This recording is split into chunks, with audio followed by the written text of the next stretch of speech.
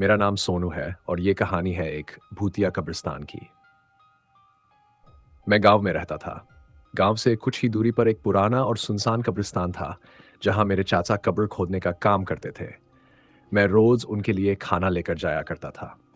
लेकिन एक रात मेरे साथ कुछ ऐसा हुआ जिसे मैं आज तक नहीं भूल पाया हूं। उस रात सब कुछ अजीब सा लग रहा था।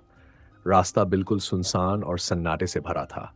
हवा भी कुछ अजीब सी ठंडी लग रही थी। मैं जैसे तैसे खाना लेकर कब्रिस्तान पहुंचा। चाचा को आवाज दी, चाचा खाना रख दिया, आकर खा लीजिएगा। लेकिन कोई जवाब नहीं आया। मुझे लगा शायद चाचा कब्र खोदने में व्यस्त होंगे। मैंने सोचा पास जाकर बता देता हूं। जैसे ही मैं आगे बढ़ा, अचानक मेरा फोन बजने लगा। स्क्रीन पर नजर गया, दिमाग सन, चाचा का कॉल। लेकिन वो तो यहीं कब्रिस्तान में है, फिर कॉल कैसे? मैंने डरते हुए फोन उठाया। है हेलो। दूसरी तरफ से चाचा की आवाज आई, सोनू बेटा, मैं आज कब्रिस्तान में नहीं हूँ, एक काम से बाहर गया हूँ, आज खाना मत लाना। ये सुनते ही मेरा खून जम गया। मेरी नजरें तुरंत उस आदमी पर गई जो कब्र खोद रहा था। जब मैंने गौर से देखा, वो रहीम चाचा थे।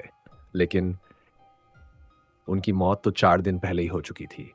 मेरे हाथ पैर सुन्न हो गए, शरीर कांपने लगा। ये कैसे हो सकता है? रहीम चाचा जो मर चुके हैं। मैं पीछे हटने लगा। तभी मुझे लगा मेरे पीछे कोई दौड़ रहा है। मैं अपनी पूरी ताकत लगाकर दौड़ा। धड़कन जैसे रुकने को थी। जैसे ही कब्रिस्तान के बाहर पहुंचा, मैंने पलटकर पीछे देखा। लेकिन वहां कोई नहीं था, सब कुछ शांत। मैं घबराते हुए घर पहुंचा और सारी बात घर वालों को बताई। उस दिन के बाद मैंने कब्रिस्तान का रुख कभी नहीं किया। लेकिन वो आवाज, वो छवि आज भी मुझे याद है और कभी कभी रातों को सोने नहीं देती।